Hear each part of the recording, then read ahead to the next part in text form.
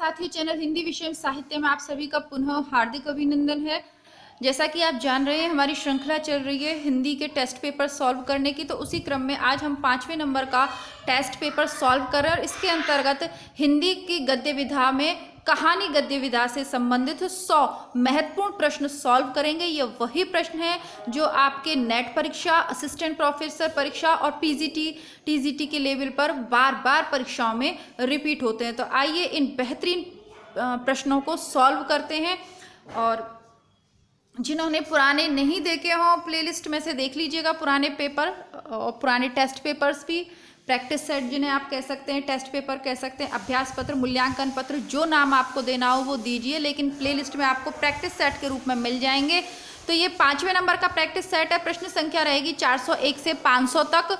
तो इससे पूर्व के प्रैक्टिस सेट जल्दी से सॉल्व कर लीजिए। पहली बार वीडियो को देख रहे हैं तो चैनल को सब्सक्राइब करिए। इसके वीडियो प्रतिदिन मैं अपलोड करती हूँ, मेरे साथ करिएगा। बाकी जो छूट गया है वो प्लेलिस्ट में आपको क्रमबद्ध रूप से मिल जाएगा, अतः प्लेलिस्ट जरूर चेक करें। टीजीटी के पुराने पेपर, पीजीटी के पुराने पेपर, नेट के पुराने पेपर, आरपीएससी के पुराने पेपर, एनवीएस, केवीएस, जीटी+एसपी के सभी पुराने पेपर आपको प्लेलिस्ट में मिल जाएंगे। प्लेलिस्ट जरूर चेक करिएगा। आइए पहले नंबर का प्रश्न देख लेते हैं और आप स्वयं इससे परिचित हो जाएंगे कि ये वही प्रश्न है जो नेट में असिस्टेंट प्रोफेसर या पीजीटी आपने पहले दिए तो उसमें रिपीट हुए हों। कोई फर्क नहीं पड़ता कि आप एनवीएस, केवीएस, जीटी+एसपी किसकी तैयारी कर रहे हो। हिंदी कहानी से जो प्रश्न पूछे जाएंगे वो इन्हीं प्रश्नों में से पूछे जाएंगे, ठीक है।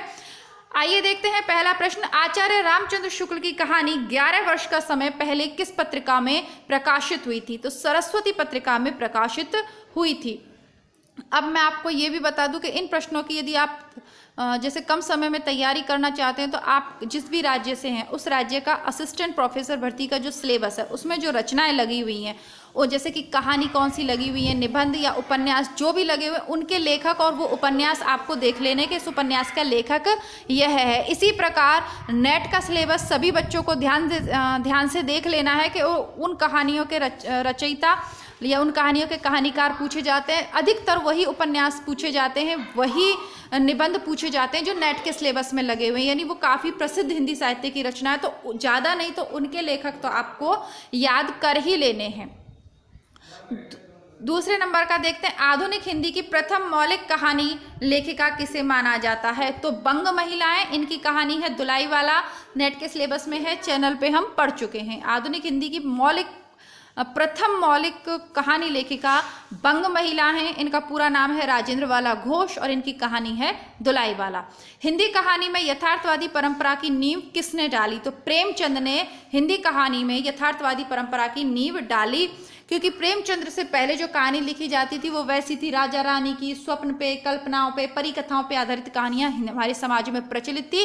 प्रेमचंद का जब आगमन होता है तो इन्होंने आदर्शवादी और यथार्थवादी कहानियां लिखी। ताई कहानी का लेखक कौन है? विशंबर नाथ शर्मा कौशिक। अन्य 4 ऑप्शनों पे चर्चा यूँ नहीं कर रही हूँ क्योंकि एक एक कहानीकार ने असंख्य कहानियां लिखी हैं। यदि कोई प्रसिद्ध कहानी है उस पर चर्चा करेंगे, बाकी तो फिर केवल प्रश्न और उसका उत्तर पढ़ेंगे, उसी की व्याख्या करेंगे, उससे बनने वाले प्रश्नों पर चर्चा करेंगे। इधर उधर का बहुत ज़्यादा टाइम वेस्ट नहीं करेंगे, कम समय में अधिक से अधिक प्रश्न सॉल्व करेंगे और जो परीक्षा में पूछा जा रहा है, जो वर्तमान में चल रहा है, अब जो चल रहा है पैटर्न, उस पर विचार करेंगे। मानसरोवर नामक पुस्तक के विभिन्न खंडों में किस साहित्यकार की कहानियां संकलित हैं? तो ये प्रेमचंद की कहानियां संकलित है और मानसरोवर के 8 भाग हैं और उनमें 300-350 कहानियां इनकी संकलित हैं, ठीक है। इन कथा लेखिकाओं में हिंदी की कथा लेखिका कौन है?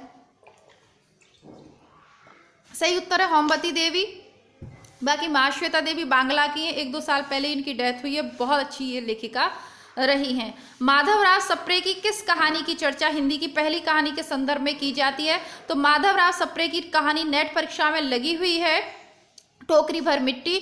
और हिंदी की पहली कहानी किसे मानना चाहिए? इस विवाद में जिन 4-5 कहानियों का नाम लिया जाता है उनमें से माधव प्रसाद सप्रे की टोकरी भर मिट्टी भी है। जयशंकर प्रसाद की किस कहानी की प्रारंभ पंक्तियां बंदी क्या है? सोने दो, मुक्त होना चाहते हो अभी नहीं, निद्रा खुलने पर चुप रहो। तो आकाशदीप कहानी की ये प्रसिद्ध पंक्तियां, और आकाशदीप कहानी की ही पंक्तियां बार बार नेट के सिलेबस में और असिस्टेंट प्रोफेसर में रिपीट होती रहती है। हिंदी साहित्य की विशिष्ट रचना है आकाशदीप कहानी। ठीक है, क्यों है इस पर फिर कभी चर्चा करेंगे, अभी आगे बढ़ते हैं। ये इनका कहानी संग्रह का नाम भी, ये आंधी भी इनका कहानी संग्रह है, इंद्रजाल भी है, आकाशदीप भी है। पुरस्कार कहानी है, आकाशदीप है। इनकी कई कहानियां हम चैनल पे पढ़ चुके हैं। जैसा कि मैंने कहा पेपर्स बनता है पीजीटी टीजीटी का जो नेट के में सिलेबस में, ये ट्रिक है, देखिए अभी कोई नहीं बता पाता, लेकिन अनुभव करते हैं, आपको पुराने पेपर सॉल्व करवाती हूँ तो मैं ये देखती हूँ कि गद्य विधाओं में से अधिकतर उन्हीं गद्य विधाओं से प्रश्न पूछे जाते हैं जो नेट और असिस्टेंट प्रोफेसर में लगी हुई हैं। तो यूपी वालों का टीजीटी पीजीटी नज़दीक है, तो यूपी टीजीटी पीजीटी वाले असिस्टेंट, यूपी असिस्टेंट प्रोफेसर के सिलेबस में जो लगी हुई है ना, वो आप देख लीजिएगा। प्रेमचंद की कहानी कौन सी है? तो ठाकुर का कुआं यह प्रेमचंद की कहानी है। इन सभी में से सुखमय जीवन गुलेरी जी की है। चंद्रधर शर्मा गुलेरी ने कितनी कहानियां लिखी हैं? 3। कौन कौन सी? सुखमय जीवन, बुद्धू का कांटा और उसने कहा था। और उसने कहा था ने तो इतिहास रच दिया। हिंदी कहानी का प्रारंभिक रूप किस में मिलता है? 84 वैष्णवन की वार्ता। मैंने आपको अभी कल परसों की पुराने पेपर में करवाया था। वल्लभाचार्य के पुत्र थे विट्ठलनाथ और विट्ठलनाथ के पुत्र थे गोकुलनाथ। तो गोकुलनाथ ने लिखी है 84 वैष्णव की वार्ता और 200 वैष्णव की वार्ता, दोनों ही पूछी जाती है, रचयिता पूछे जाते हैं। मूलतः अगर इन्हें देखें तो इसमें कहानी हो सकती है, लेकिन मूलतः यह जीवन वृत्त है, क्योंकि इसमें जो शिष्य परंपरा उनकी चली आई थी उन लोगों के जीवन चरित्र और परिचय प्रस्तुत किए गए हैं। किस पत्रिका ने हिंदी कहानी के प्रचार प्रसार में महत्वपूर्ण भूमिका निभाई है? सरस्वती। और दूसरे नंबर पर यह काम किया है हंस पत्रिका ने। अब यहाँ पर हंस ऑप्शन में नहीं है तो सरस्वती पर ही ध्यान रखिएगा। चंद्रधर शर्मा गुलेरी की किस कहानी को कहानी कला की दृष्टि से मील का पत्थर माना जाता है? सभी जानते हैं, उसने कहा था। प्रेमचंद की कहानियों का संग्रह मानसरोवर कितने भागों में प्रकाशित हुआ है? 8 भागों में। जयशंकर प्रसाद की पहली कहानी कौन सी है? ग्राम। रानी केतकी की कहानी का लेखक कौन है? इंशा अल्लाह खां। धुलाई वाली कहानी किस लेखिका की लिखी हुई है? बंग महिला की। राजा निर्वंशिया कहानी के लेखक हैं कमलेश्वर। नेट के सिलेबस में है, आपको चैनल पे सब मिल जाएंगी, धुलाई वाली भी मिल जाएगी और ये राजा निर्वंशिया भी मिल जाएगी। प्रेमचंद का वास्तविक नाम धनपत राय था। बंग महिला का वास्तविक नाम राजेंद्र वाला घोष था। हिंदी कहानी संदर्भ और प्रकृति पुस्तक के लेखक हैं इंद्रनाथ मदान। कुछ प्रश्न स्टैंडर्ड वाले हैं, यानी कि स्टैंडर्ड से मेरा मतलब उच्च स्तरीय, जो कि बार बार रिपीट नहीं होते, लेकिन अगर आपके पेपर में, क्योंकि पुराने पेपर में आया हुआ है, अब यहाँ ये तो नहीं लिखा मैंने कि असिस्टेंट प्रोफेसर में या नेट में, पर आया हुआ प्रश्न है। अगर ऐसे प्रश्नों को आप सॉल्व कर देते सही तो मेरिट में अपना स्थान सुनिश्चित कर लेते। और 1 नंबर का महत्व उस विद्यार्थी को पता है जो 1 नंबर से किसी नौकरी लेने में असमर्थ हुआ हो या रह गया हो। तो 1-1 नंबर की तैयारी करनी है। दोबारा मैं आपको बोल के सुनाती हूँ। हिंदी कहानी संदर्भ और प्रकृति पुस्तक का लेखक कौन है? इंद्रनाथ मदान। ट्रिक के लिए याद कर लीजिएगा, संदर्भ और प्रकृति। प्रकृति के देवता कौन है? इंद्र ही है ना। इंद्री तो वर्षा करते हैं, इंद्री तो रक्षा करते हैं प्रकृति की। तो इंद्रनाथ किसके? संदर्भ और प्रकृति के नाथ कौन है? इंद्रनाथ मदान। प्रथम विश्व युद्ध पर आधारित कहानी कौन सी है? उसने कहा था। चंद्रधर शर्मा गुलेरी की कहानी उसने कहा था प्रथम विश्व युद्ध की पृष्ठभूमि पर रची गई कहानी है, बार बार पूछी जाता है। मलबे का मालिक और सिक्का बदल गया, कृष्णा सोबती की सिक्का बदल गया। और ठीक है, ये भी पढ़ चुके हैं। मलबे का मालिक भी assistant professor, UP assistant professor के सिलेबस में, ये भी मैं आपको पढ़ा चुकी हूँ। मैं बार बार कह रही हूँ, जरूर देख लीजिएगा, काफ़ी हेल्प होगी आपको। तो ये सभी आपको प्लेलिस्ट में मिल जाएंगी, बल्कि मुझे लगता है प्लेलिस्ट में आपने जितनी कहानियाँ हैं ना, उनके लेखक और वो कहानी ज़रूर याद कर लीजिएगा, अगर आप सिलेबस भी ना देख पाएँ तो। प्रेमचंद का जन्म हुआ था लमही गांव में। प्रसिद्ध कहानी कफन का लेखक प्रेमचंद है, चैनल पे यह उपलब्ध है। हिंदी कहानी एक अंतरंग परिचय पुस्तक का लेखक कौन है? उपेंद्र नाथ अश्क। उपेंद्र नाथ अश्क किसके? एक अंतरंग परिचय। अंतरंग परिचय, अश्क, अंतरंग और अश्क, इस तरीके से याद कर लीजिएगा। एक अंतरंग परिचय दिया है किसने? अश्क ने। पाजेब कहानी के लेखक हैं जैनेन्द्र कुमार, जो मनोविश्लेषणवादी कथाकार हैं। ऐतिहासिक पृष्ठभूमि पर किस रचनाकार ने कहानियां लिखी हैं? तो जयशंकर प्रसाद जी ने यह कार्य किया है। हिंदी साहित्य के इतिहास के गुमशुदा पात्रों को उभारने का, उन्हें महत्ता देने का कार्य जयशंकर प्रसाद ने किया है। और नारियों को जो उदात्तता और महत्ता इनकी कहानियों में दी है वो आपको कहीं नहीं मिलेगी। प्रत्येक नारी के चरित्र को इतनी उदात्तता दी है कि आपको गर्व होता है महिला होने का, यदि आप इनकी कहानियाँ के महिला पात्रों या इनके नाटकों के महिला पात्रों से रूबरू होते हैं। तो ज़रूर मैं आपको इनका परिचय कराऊंगी, बस आप चैनल से जुड़े रहिए। जब आपकी परीक्षाएं हो जाएंगी उसके बाद जो खाली समय हमारा आएगा उसमें आपको हिंदी साहित्य की बेहतरीन कहानियों की पूरी समीक्षा के साथ आपके समक्ष प्रस्तुत जरूर करूंगी मैं। फिलहाल परीक्षा पे ध्यान केंद्रित करते हैं। तुलसीदास की जो कमी है, तुलसीदास की रामचरितमानस में जो महिलाओं के प्रति एक उपेक्षा का भाव है, वो उसकी पूर्ति जयशंकर प्रसाद की कहानियां कर देती हैं। इस वाक्य पे चर्चा फिर कभी करेंगे। आइए आगे बढ़ते हैं। सुकुल की बीवी और चतुरी चमार कहानी संग्रह किसके हैं? तो ये चतुरी चमार प्रसिद्ध कहानी संग्रह है निराला का। और सुकुल की बीवी यारों के यार कहानी संग्रह है कृष्णा सोवती का। इन कहानियों में से कौन सी कहानी नई कहानी आंदोलन की उपज नहीं है? बादलों के घेरे पढ़ा चुकी हूँ, कृष्णा सोवती की है। राग विराग, यह भी नई कहानी। अब नई कहानी आंदोलन से मतलब है स्वतंत्रता के बाद की कहानियां। तो इसमें ऐसी कौन सी कहानी है जो स्वतंत्रता से पूर्व लिखी गई थी? रसप्रिया फणीश्वरनाथ रेणु की है, असिस्टेंट प्रोफेसर के सिलेबस में पढ़ा चुकी हूँ। पंच परमेश्वर भी पढ़ा चुकी हूँ। पंच परमेश्वर कहानी है प्रेमचंद की, और हम सभी जानते हैं। अब ये कुछ ट्रिकी प्रश्न होते हैं, ठीक है। अब आपको वहाँ पे पेपर में चिंतित नहीं होता और यार नई कहानी आंदोलन की तो सारी कहानियां कैसे याद करें, कैसे? भैया सीधी सी बात है, पंच परमेश्वर प्रेमचंद ने लिखी। प्रेमचंद 1936 में स्वर्ग पधार गए थे, 36-37 में, यानी स्वतंत्रता प्राप्ति से पूर्वी। तो ये तो नई कहानी आंदोलन स्वतंत्रता बाद का है, तो उसकी तो नहीं हो सकती। कौन सी रचना? पंच परमेश्वर। तो यही सही उत्तर हो गया, पंच परमेश्वर नई कहानी आंदोलन की रचना नहीं है। किस काल की कहानियां मध्यकालीन प्रेम कथाओं, लोक कथाओं तथा स्वप्न कथाओं पर आधारित थी? प्रेमचंद पूर्व की। जैसा मैंने कहा, प्रेमचंद ने तो आकर यथार्थवाद और आदर्शवाद को कहानियों में प्रतिस्थापित किया। तो ये जो कहानियां थी, ये स्वप्न वाली, प्रेम कथाओं वाली, ये प्रेमचंद पूर्व की थी, है ना। प्रेम कथाओं का चित्रण प्रेमचंद ने कहीं नहीं किया। मतलब किया होगा तो एक आदि किया होगा, पर किसी ना किसी सामाजिक बुराई पे उन्होंने लिखा है। राजा शिव प्रसाद सितारे हिंद कहानियां वामा मनोरंजन में कब प्रकाशित हुई? तो 1986 में राजा शिव प्रसाद सितारे हिंद की कहानियां वामा मनोरंजन नामक पत्र में प्रकाशित हुई थी। 1886 शिव प्रसाद सिंह 1886। मन की चंचलता कहानी किस लेखक की है? माधव प्रसाद मिश्र। एक है माधव प्रसाद सप्रे, जिनकी है एक टोकरी भर, और एक है माधव प्रसाद मिश्र, उनकी है मन की चंचलता। काशी से प्रकाशित किस मासिक पत्रिका में जयशंकर प्रसाद की कहानियां नियमित रूप से प्रकाशित होती थी? हिंदी गल्प माला। पूछा हुआ प्रश्न है, अगर नेट के पुराने पेपर सॉल्व करे हैं और आपको याद है तो ये प्रश्न मिला होगा। दो बांके कहानी किसकी है? भगवती चरण वर्मा की प्रसिद्ध कहानी है। किस कहानीकार ने कहानी को गमले में लगा फूल का पौधा बताया है? प्रेमचंद ने। 1909 में वृंदावन लाल वर्मा ने कौन सी कहानी लिखकर ऐतिहासिक कहानियों की परंपरा को जन्म दिया? राखी बंधु भाई। समझने का प्रयास कीजिएगा। शरणागत भी हमने पढ़ी है ना चैनल पे। आइए चलिए इसको छोड़ते हैं, इस पे ध्यान कंसंट्रेट करते हैं। देखिए, अगर आपसे पूछा जाए कि कौन सी कहानी ऐतिहासिक कहानी परंपरा की प्रारंभिक कहानी है, तो वो है वृंदावन लाल वर्मा की 1909 में लिखी गई राखी बंधु भाई, ठीक है। लेकिन प्रश्न को यूं पूछ ले कि सर्वाधिक ऐतिहासिक कहानियां, सर्वाधिक ऐतिहासिक उपन्यास किसने लिखे हैं, ऐतिहासिक नाटक किसने लिखे, तो फिर सही उत्तर होगा जयशंकर प्रसाद। प्रारंभ वृंदावन लाल वर्मा ने 1909 में इस परंपरा को किया ऐतिहासिक, लेकिन इसको आगे कौन ले गए हैं? जयशंकर प्रसाद जी, ठीक है। और वृंदावन लाल वर्मा का मृगनयनी उपन्यास भी बार बार पूछा जाता है, सभी जानते होंगे। आगे बढ़ते हैं।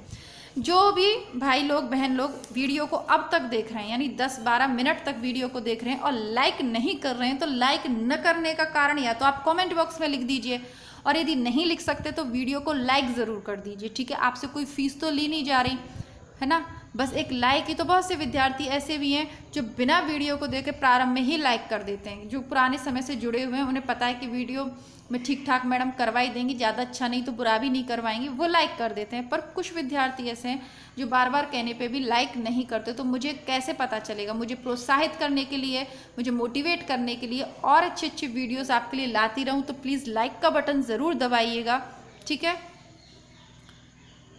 बिखरे मोती और उन्मादिनी में किस कथा लेखिका की कहानियां संग्रहित हैं? तो बिखरे मोती प्रसिद्ध और कहानी संग्रह है किसका? सुभद्रा कुमारी चौहान का। सुभद्रा कुमारी चौहान की कौन सी है वो? खूब लड़ी मर्दानी वाली कविता है, तो उन्हीं का है ये बिखरे मोती और उन्मादिनी। प्रेमचंद की कहानियों के 3 दौर में कौन सा दौर सम्मिलित नहीं है? तो व्यक्तिवाद नई कहानी की परंपरा में है, व्यक्तिवाद नहीं हो सकता। आदर्शोन्मुख यथार्थवाद उनके उपन्यास है, जैसे गोदान हमने पढ़ा है उसमें देखने को मिलता है। आदर्शवाद और यथार्थवाद तो प्रेमचंद युग की विशेषताएं हैं, लेकिन व्यक्तिवाद नहीं है, क्योंकि ये नई कहानी में व्यक्ति की बात करी जाती है। प्रेमचंद ने तो समाज की बात करी है। 40वें नंबर का 440वें नंबर का प्रश्न देखते हैं। लहना सिंह, सूबेदारनी और वजीरा सिंह किस विख्यात कहानी के पात्र हैं? चंद्र शर्मा गुलेरी की कहानी उसने कहा था कि। जयशंकर प्रसाद की कहानी ग्राम पहले किस पत्रिका में प्रकाशित हुई थी? तो इंदु पत्रिका में प्रकाशित हुई थी और ग्राम इनकी पहली कहानी है। आगे देखते हैं 442वें नंबर का प्रश्न मैं पढ़कर सुनाती हूँ। कहानी संग्रह इंद्रजाल किस लेखक का है? तो इंद्रजाल कहानी संग्रह प्रसाद जी का है। अपना अपना भाग्य कहानी के लेखक हैं जिनेंद्र कुमार, और ये हमने पढ़ी है चैनल पे नेट के सिलेबस में। ए लड़की कहानी किस लेखक की है?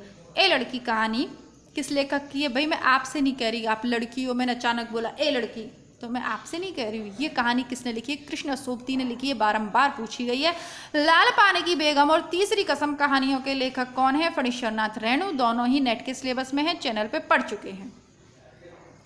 फेंस के इधर उधर कहानी संग्रह के कहानीकार हैं ज्ञानरंजन, और ज्ञानरंजन की कहानी पिता भी पूछी जाती है, नेट के सिलेबस में पढ़ चुके हैं। फेंस के इधर उधर कहानी संग्रह बहुत प्रसिद्ध रहा है इनका। हिंदी कहानी पहचान और परख पुस्तक के लेखक कौन है? इंद्रनाथ मदान। तो इंद्रनाथ मदान ने एक और लिखी थी, कौन सी? प्रकृति वाली, है ना। हिंदी कहानी संदर्भ और प्रकृति ये लिखी थी, मैंने आपको ट्रिक बताई थी। अब एक और पुस्तक इन्होंने लिख डाली, हिंदी कहानी पहचान और परख। अब इंद्र भगवान है ना, कहाँ बारिश करनी है कहाँ नहीं करनी, इसकी पहचान और परख करते हैं, और उसके बाद ही तो वो बारिश करेंगे। तो संदर्भ और प्रकृति के भी वो हो गए, पहचान और परख के भी रचयिता वो ही हो गए। ट्रिक से याद कर लीजिएगा। प्रेमचंद ने लगभग कितनी कहानी लिखी है? 300 से अधिक। आज़ादी के बाद हिंदी कहानी का पहला पड़ाव किस आंदोलन के रूप में आया? नई कहानी, है ना। 50 से 60 के दशक में जो कहानियाँ लिखी गई वो नई कहानी कहते हैं। और नई कहानी आंदोलन में आधुनिक कहानी भी कहते, कई सारी कहानियाँ आपको मैंने इसमें पढ़ाई हैं। बादलों के घेरे में है, एक और है कौन सी वाली है ना, उसमें वो कई सारी हैं। चलिए अभी एकदम से याद भी नहीं आएगा, पढ़ाई है चैनल पे, लेकिन एकदम से नाम याद नहीं आ रहा। कहानी तो याद है मुझे, है ना, कहानी याद है, लेकिन कहानी का नाम याद नहीं। उसमें रजनीगंधा फिल्म भी बनी थी, उस कहानी पे पढ़ाई भी है, लेकिन नाम याद नहीं आ रहा। गजब की बात है ना। अभी आ जाएगा, 1 मिनट बाद ही।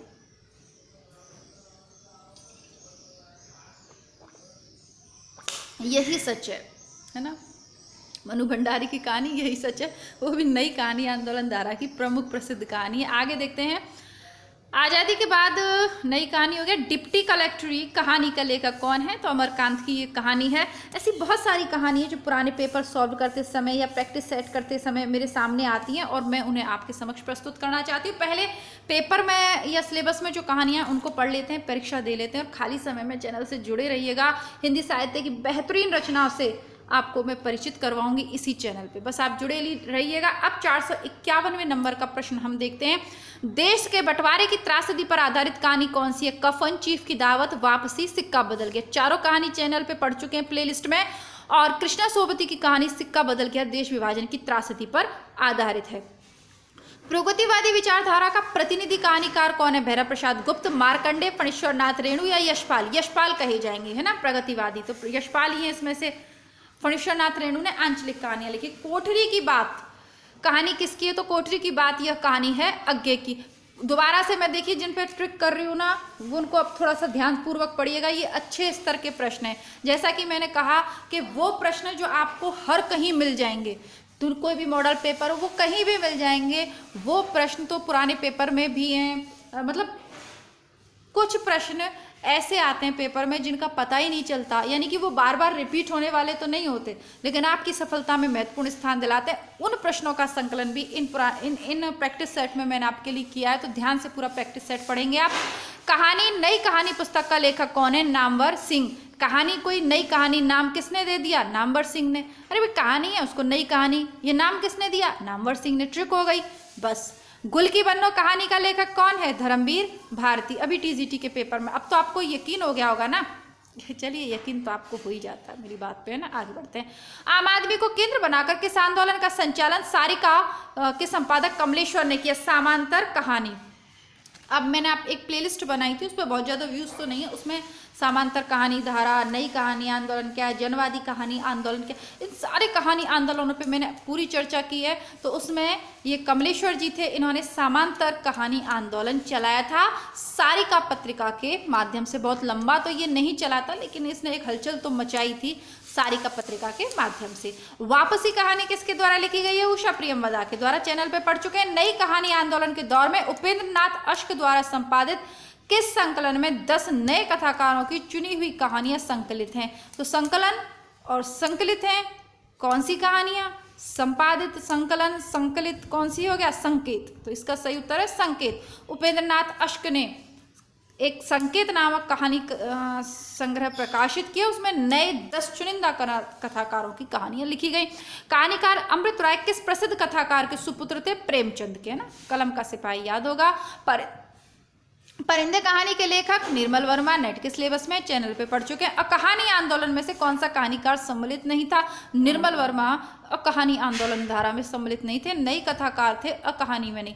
कहानी आंदोलन जो धारा चलाई थी वो दूधनाथ सिंह और रविंद्र कालिया और रमेश बख्शी इन्होंने चलाई थी। जैसा कि मैंने कहा कि वो प्लेलिस्ट है, अगर आपके पास समय है और आपकी परीक्षा नज़दीक नहीं है तो वो देख लीजिएगा। उसमें जनवादी कहानी कौन सी है, कहानी आंदोलन कौन सा है, सक्रिय कहानी कौन सी है, सचेतन कहानी कौन सी है, समांतर कहानी आंदोलन के, इस सब पे काफ़ी चर्चा करी। छोटे छोटे से वीडियोज़ है, बट उसके बाद आप भूलेंगे नहीं। तो कहानी आंदोलन में कौन हो गया? रविंद्र कालिया, दूधनाथ सिंह और रमेश बख्शी। निर्मल वर्मा नहीं है। नई कहानी की शुरुआत लगभग मानी जाती है 1950 से। जैसा कि मैंने कहा 1950 से 60 के दशक में जो कहानियां लिखी गई उन्हें हम नई कहानी धारा की कहानी मानते हैं। किस कहानीकार की कहानियां गहन मनोवैज्ञानिक पकड़ के लिए विख्यात हैं? ईलाचंद्र जोशी। अब यहाँ पर जैनेन्द्र का नाम नहीं है, सुदर्शन का नाम नहीं है, अज्ञ का नाम नहीं है। ईलाचंद्र जोशी फर्स्ट नंबर पे जैनेन्द्र, दूसरे नंबर पे ईलाचंद्र जोशी, तीसरे पे अज्ञ, चौथे पे सुदर्शन। ये 4 कहानीकार मनोविश्लेषणवादी कहानीकार या रचयिता माने जाते हैं। लेकिन नहीं है यहाँ पर ईलाचंद्र जोशी है, तो ईलाचंद्र जोशी को ही हम लगाएंगे।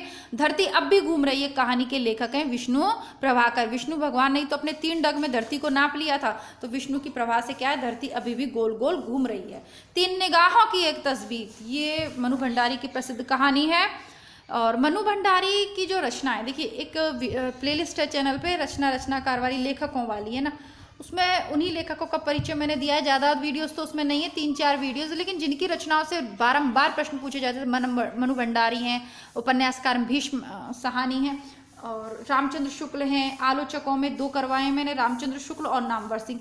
ये वो आलोचक और लेखक हैं जिनसे प्रश्न पूछा ही जाएगा 100%, तो वो आप देख लीजिएगा। हिंदी गद्य विधाओं के संदर्भ में मैं बात कर रही हूँ, आधुनिक गद्य विधाओं के संदर्भ में। तो उसमें से ये सारी चीज़ें हैं, ट्रिक से भी करवाएंगे, आसानी से कर ले जाएंगे आप, क्योंकि आप अभी चैनल पे नए जुड़े हैं। लेकिन चैनल पे काम तो काफ़ी दिनों से चल रहा है। वो लोग अलग बात है कि आप में से बहुत से लोग सहयोग नहीं कर रहे हैं, चैनल वीडियोस को लाइक शेयर नहीं करते हैं, तो वीडियोस आगे नहीं पहुंच पाते हैं। बाकी मुझे लगता है कि परीक्षा उपयोगी दृष्टि से काफ़ी कुछ प्लेलिस्ट मैंने चैनल पे अच्छी बना रखी है। अब जब ईश्वर की इच्छा होगी और आप लोग सहायता करेंगे तो चैनल भी चल जाएगा। वैसे क्योंकि जो लोग चैनल पे प्लेलिस्ट पढ़ रहे हैं, देख रहे हैं, आप लोग अच्छे कमेंट्स करते हैं, तो प्लीज़ अच्छे कमेंट्स के साथ वीडियो को लाइक और शेयर ज़रूर करिए। वीडियो को लाइक करना बिल्कुल मत भूलिएगा, ताकि पता चलता है कि वीडियो की क्वालिटी क्या है। चलिए बोलते हैं, डच कहानी का लेखक कौन है? उपेंद्र नाथ अश्क। और डाची कहानी किसकी है? उपेंद्र नाथ अश्क डाची। नई कहानी की भूमिका पुस्तक के लेखक हैं कमलेश्वर। कहानी पत्रिका का प्रकाशन वर्ष कब शुरू हुआ था? 1955। हंसा जाई अकेला कहानी संग्रह किसका है? मार्कंडे का। बंद गली का आखिरी मकान प्रसिद्ध कहानी है धर्मवीर भारती की, पढ़कर जरूर सुनाऊंगी आपको कभी। कौन कहानीकार ग्रामांचल का चितेरा नहीं है? तो उपेंद्र नाथ अश्क। प्रश्न को घुमाकर पूछ लिया है, तो ये नगरीय विचारधारा के हैं, इनमें पूछा जाता है प्रश्न, नेट में पूछा गया है अभी, नगरीय विचारधारा का कौन सा है? तो बाकी शिव प्रसाद सिंह हैं, फणीश्वर नाथ रेणु और मार्कंडे, ठीक है। ये सब ग्रामीण परिवेश की रचनाएं करते, पर उपेंद्र नाथ अश्क नगरीय विचारधारा के कवि हैं, लेखक हैं। कौन सा कहानी आंदोलन फ्रांसीसी साहित्य के एंटी स्टोरी का अनुकरण है? अ कहानी, एंटी स्टोरी अ कहानी। फूलों का कुर्ता यशपाल का है। मैंने आपको पहले भी कहा था यश की प्राप्ति करनी है तो फूलों का कुर्ता पहनिए।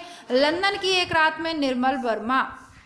किस कहानीकार ने अपनी कहानियों में मुख्यतः व्यक्ति के आत्मसंघर्ष का चित्रण किया है? अज्ञे ने। जैसा कि आपने चारों कथाकारों के नाम पढ़ के सुनाती हूँ, यशपाल, विष्णु प्रभाकर, अमृत राय, इनमें कोई भी मनोविश्लेषणवादी नहीं है ना।